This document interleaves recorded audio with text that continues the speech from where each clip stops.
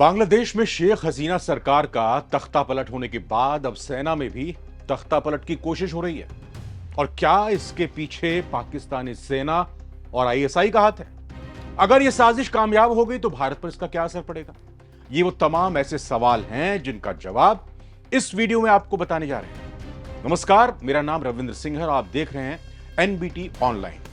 बांग्लादेश की सेना में तख्ता पलट की साजिश का खुलासा हुआ है और हाल ही में एक टॉप जनरल ने आर्मी चीफ वकार उस जमान के खिलाफ एक बड़ा कदम उठाया था। क्या कदम था? इस कदम के पीछे यह बताया जा रहा है कि कई ऐसे सैन्य अधिकारियों का समर्थन भी इस पूरे एक्शन को मिला था।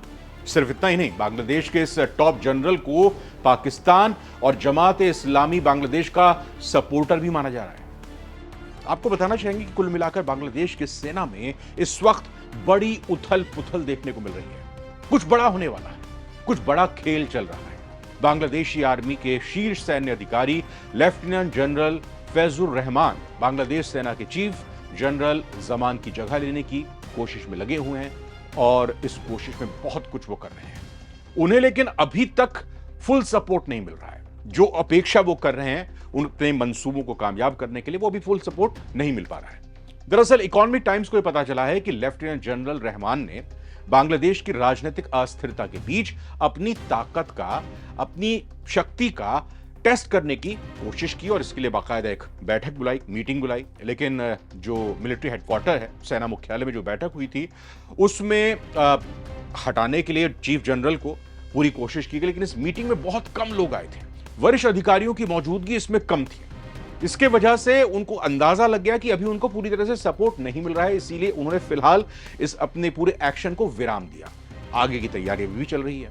अब लेफ्टिनेंट जनरल रहमान के इस कदम के बाद बांग्लादेश की सैन्य खुफिया एजेंसी डीजीएफआई की निगरानी में पूरी तरह से उनको रख लिया गया है। बांग्लादेश की सेना में मची इस खींचतान को जानकारों ने तनावपूर्ण बताते हुए कहा कि अगले कुछ दिनों में ढाका में बड़ा उथल पुथल भी देखने को मिल सकता है, बड़ा बदलाव भी आने वाले दिनों में आ सकता है। वैसे भले ही लेफ्टिनेंट जनरल रहमान की तरफ से बुलाई गई मीटिंग में ज्यादा अधिकारी शामिल नहीं हुए, लेकिन कई अधिकारियों के कथित तौर पर इस साजिश में शामिल होने के बारे में पता चला है। कुल मिलाकर 10 जनरल ऑफिसर कमांडिंग यानी जीओसी शीर्ष अधिकारी हैं। ये उनके नाम सामने आ रहे हैं। इनमें मेजर जनरल मीर मुशफ़िकुर रहमान शामिल हैं, जो वर्तमान में 24वीं इन्फेंट्री डिवीजन के जीओसी और चटगांव के एरिया कमांडर हैं। और कहा जा रहा है कि मीर मुशफ़िकुर के इस साजिश में शामिल होने के पीछे भी उनका अपना एक मकसद है, उनका अपना एक एजेंडा है। दरअसल वो अपना प्रमोशन हासिल करके लेफ्टिनेंट जनरल के पद पर जाना चाहते हैं, इसीलिए वो पूरी इस मुहिम का समर्थन भी करते हुए दिखाई दे रहे हैं। बांग्लादेशी सेना के रिटायर्ड अफसर अपनी पॉलिटिकल पार्टी बनाने की भी पूरी तैयारी कर रहे हैं और इसमें बगावत को बेकरार मौजूदा सैन्य अधिकारी और बांग्लादेश की जमात इस्लामी सब मिलकर सपोर्ट कर रहे हैं। सब मिलकर एक साथ आ गए हैं, बस मौके का इंतजार देख रहे हैं। और अब सवाल यह कि इस पूरे खेल में पाकिस्तान क्या कर रहा है? पाकिस्तान क्या किरदार निभाने की कोशिश कर, क्या रोल है पाकिस्तान का इस आग को भड़काने में? दरअसल इकोनॉमिक टाइम्स की जानकारी के मुताबिक इस्लाम सामर्थ्यिक, जो इस्लाम को समर्थन देने वाली भावनाएं हैं, उनको एक तरह से कहते हैं कि जो मौजूदा लेफ्टिनेंट जनरल हैं वो सपोर्टर माने जाते हैं। और वो सपोर्टर माने जाते हैं और जब से सेना की जिम्मेदारी उन्हें मिली है, बड़े अधिकारी के तौर पर वो गए हैं, तो अब आगे वो कुछ और भी खेल करने की कोशिश कर रहे हैं।